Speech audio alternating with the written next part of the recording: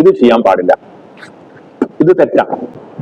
ഒരു കൈ കൊണ്ട് വലത്തെ കൈയിന്റെ ഒരു കുമ്പിൾ വെള്ളം, ഇതാണ് നമ്മൾ ഒരു പ്രാവശ്യം വായ കഴുകാനായിട്ട് ഉപയോഗിക്കേണ്ടത്.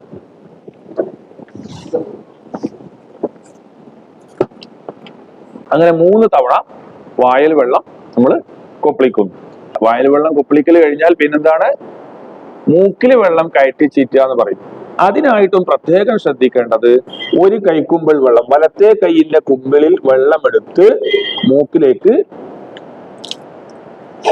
എന്നിട്ട് ഇടത്തെ കൈ കൊണ്ട് എന്ത് ചെയ്യണം? ചീറ്റണം. പിന്നെ വലത്തെ കൈ കൊണ്ട് കയറ്റിയിട്ട് വലത്തെ കൈ കൊണ്ട് തന്നെ എന്ത് ചെയ്യരുത്? ചീറ്റാൻ പാടില്ല. എത്ര തവണ ചെയ്യണം? 3 തവണ ചെയ്യണം. എത്ര തവണ ചെയ്യണം? 3 തവണ ചെയ്യണം.